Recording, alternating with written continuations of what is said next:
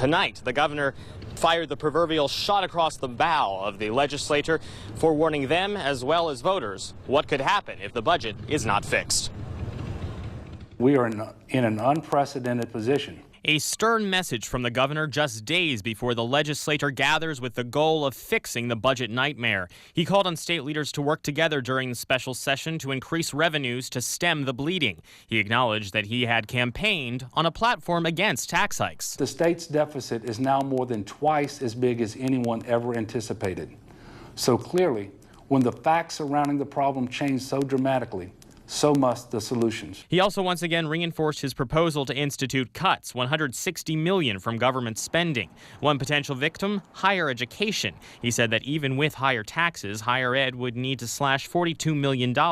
He also said things could be even worse if revenue is not raised. Some universities potentially being shut down. LSU would run out of money on April 30th. Many students will not be able to graduate, and student athletes across the state at those schools will be ineligible to play next semester. That means you can say farewell to college football next fall. Following the speech, State Treasurer John Kennedy gave the Republican response, criticizing the governor on his tax proposals and calling for more cuts, including to statutory dedicated funds. We need to unlock that money and require the programs that money is paying for to compete with universities and health care for appropriations.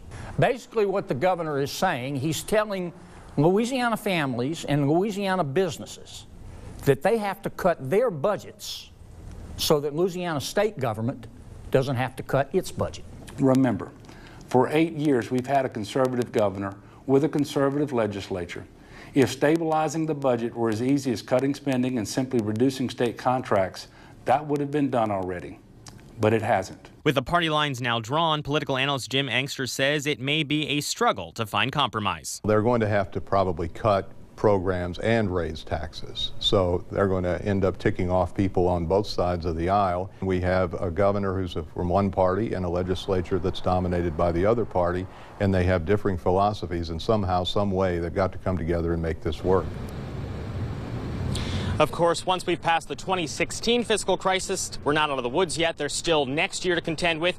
On Saturday, a meeting is scheduled to discuss options for how to fix that $2 billion shortfall forecasted for fiscal year 2017. We're also expected to hear some word on what could be cut, what could happen with that budget. Reporting down at the Capitol, I'm Kevin Frey, WAFB 9 News. Back to you guys.